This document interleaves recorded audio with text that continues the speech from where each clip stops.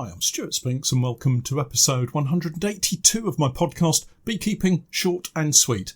This week I've been waging war on pests and diseases. It's not a complicated process and most would call it good housekeeping. Time then to put on the rubber gloves, light the stove and start the autumn cleanup.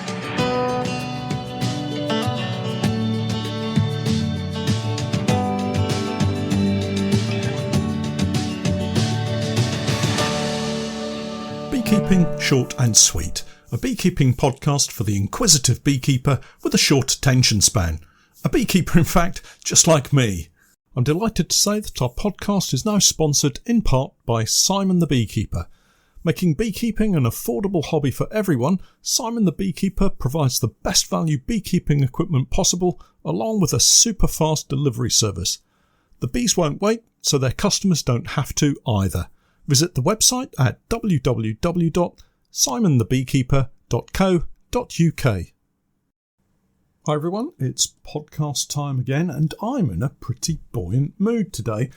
I'm sat here with a smile on my face because for once I've actually done as I've suggested to all of you and got on top of the job in hand, namely cleaning old kit. We've got some hugely important months ahead of us here at the Norfolk Honey Company and I'm determined to make next season the big one. More of that shortly. Firstly, though, my weekly weather report couldn't possibly have a podcast without one and it's beginning to cool down quite nicely, I would say. Overnight temperatures have dropped back to single figures and the mornings have suddenly become quite chilly. The daytime temperatures are still in the high teens, which allows the bees to get out, but there's no doubt that the overnight temperatures have dropped and for the first time this autumn the bees will have been clustering around the brood area to maintain the correct temperatures needed for the brood, what there is to survive. Typically, we're expecting some rain, mainly showers, and this is bound to happen when I'm trying to get into the odd colony to have one final check. I have a couple of colonies I want to just be sure of, and a quick check to make sure that they're queen right, and if all is well, that should be it for the rest of the year until we come to treatments time again. It does look like we'll get some warmer weather over this weekend, something like 17 degrees, so I'll use the time to do these checks. Looking ahead, we have a mild spell early next week, but then it appears that the weather turns more northerly and the temperatures will drop down to nearer single figures. So I'd like to get my final checks done and the remaining treatments out of the hives this weekend. Possibly the most important task of this week is the final clearing of unused equipment from the apiaries. This is equipment that needs to be cleaned rather than any boxes that are to remain in the apiaries over winter. My preference is to leave the wooden boxes on pallets in the apiary if they're clean and ready to be used. I just don't have the space to store all of that unused kit back at the unit. Everything else needs to be found a space. That's all the boxes that need cleaning and all of the poly kit that I just don't want to leave out in the apiaries for fear of damage by the various pests that are out there.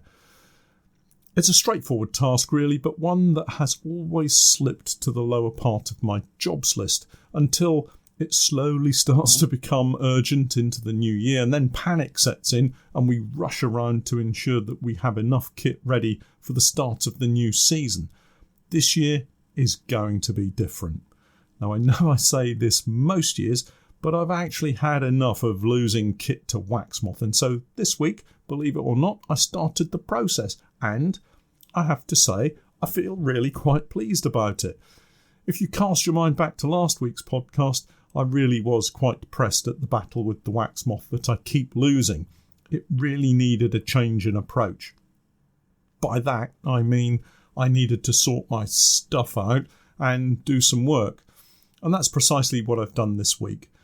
One of the biggest challenges I need to address is not quite completing the task in hand. So, for instance, I remove a deadite from an apiary and get it back to the workshop for cleaning, but then I find another task that needs attention, my focus slips and I forget about the box of comb left over at the workshop.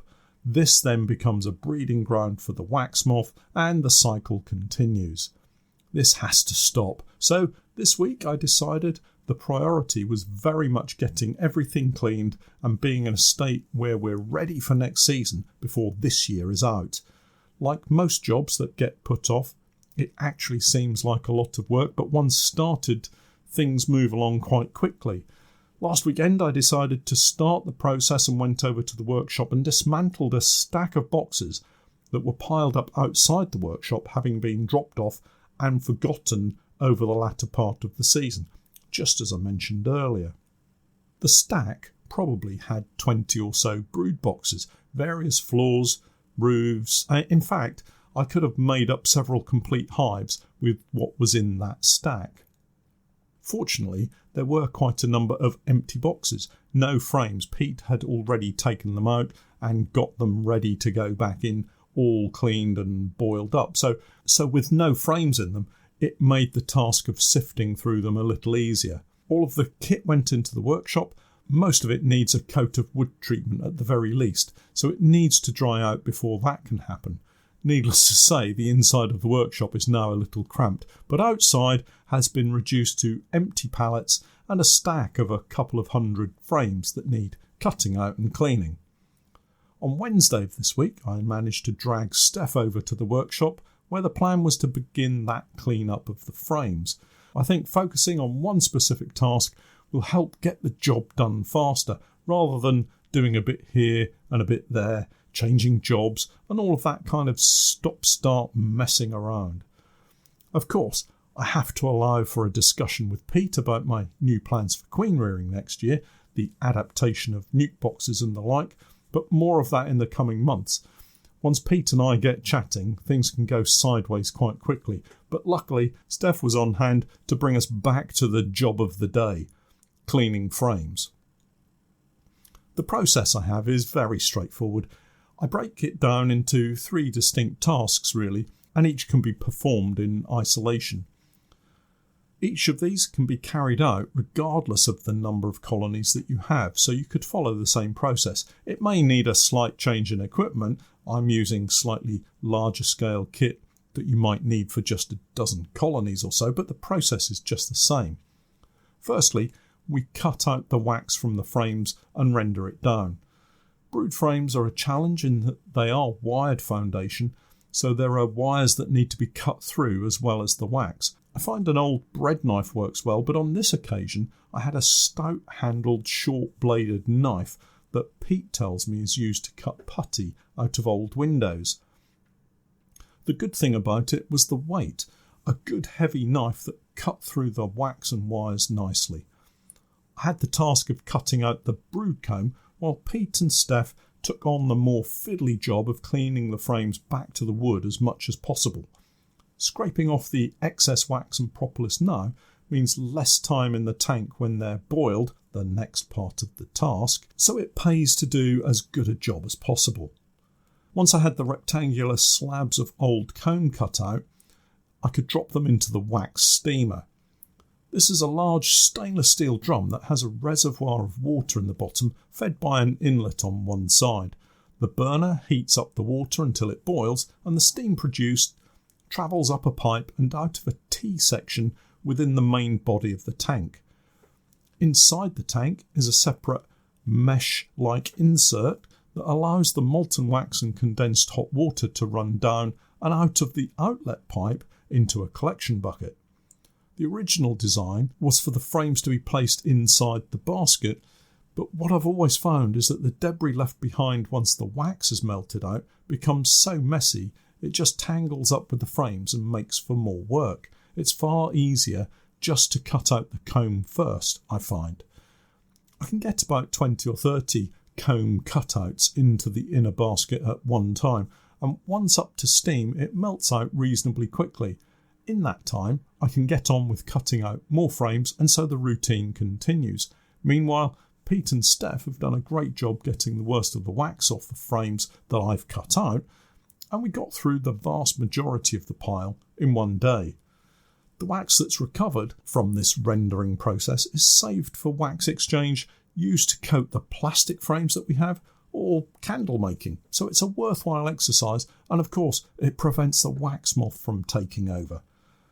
There's probably one more day of frame cutout work before the job is complete, so I'm really happy with the start that we've made. I just need to keep my focus and get it done. The next stage of the job will be boiling up the frames, getting them dry, and then the final part is putting the foundation in. But the next job on the list will be sorting through the various hive parts that we've got and getting those scraped and scorched before a coat of wood treatment, and then putting them back together to form complete hives. The plan is to make up as many complete hives as possible with frames in ready to take foundation so that I can see exactly what boxes I have. Next year we're going to have all of our honey production colonies on Langstroth or commercial brood boxes, so I need to sort through what I've got. Let me explain. Producing lots of videos to share has meant I've always tried to show a range of hive types, but that presents its own challenges. Different frames won't mix with different hives, and you can get in a muddle quite quickly. Add to that the fact that the sale of nukes has gone really well. Word has spread about the quality of our bees, and we're providing more and more nukes to beginner beekeepers who, in the main, use national hives. The challenge, therefore, is having enough fully drawn national brood frames to populate the BS honeybees nuke boxes that we tend to supply those nukes in. The solution that I've come up with, and it's not a new solution, is to use the national brood boxes as honey boxes along with our normal supers. But once the brood boxes are extracted, the frames can then be used in the nukes to provide an immediate boost of cells for the new queens to lay in, meaning the workers don't have to use a lot of extra energy to produce wax to draw out foundation. The benefit to me is that all of the brood boxes we use will have plenty of room in them for the vast majority of our colonies, so I won't have to use any double brood, and these brood boxes hold enough stores to feed the colonies when forage is in short supply. My one concern with using national brood boxes as honey boxes is going to be the weight of them, but we'll cross that bridge when we get to it. Overall, I think the plan is coming together nicely. Separate sites with either Langstroth or commercial hives, and we should have some sort of control in place at last. Of course, we'll still have some colonies in nationals for video production, but these will be handled a lot more, so won't necessarily be intended for honey production. More of my plans as we go forward into the winter, but for today I wanted to give you all a task for this weekend. Head out into the countryside, find yourself a hawthorn bush or two, and gather 500 grams of haw berries. We're going to do some cooking. A couple of years ago, I made a sauce called haw ketchup, adapted to be sweetened with honey instead of sugar. And this year I spotted some very nice looking berries, and it reminded me that I actually enjoyed not just using the ketchup, but the whole creative process was good fun too. So I thought we'd give it another go. It also makes for a really nice homemade gift to give people at Christmas, or as a gift for maybe the landowners of your apiaries. The one thing I would say about collecting the berries is take a rake with you and lay a sheet or tarpaulin on the ground. Shaking the branches works out fine, but it's far better to drag a rake down the branches of the bush, or to use the rake to grab hold of a higher branch and give it a good shake. It's surprising just how many berries will drop, but also a good number will stay attached to the tree or bush, so we're leaving some for the wildlife too. Try to take a little from several plants if you can, rather than stripping one plant completely clean, and then everybody can have some. You're also going to need 300 ml of vinegar. A cider or white wine vinegar is probably best. 180 to 200 grams of honey, depending on how sweet you like it. Half a teaspoon of salt and some freshly ground black pepper. You could also add a fresh chopped chilli if you like it extra hot. The great thing is you can make it how you like it, so experiment with it. Now I know my cooking exploits are not always hugely successful, but this is a pretty foolproof recipe. Take the berries off the leafy stalks and wash them well. Stick the washed berries in a pan with the vinegar and 300 ml of water.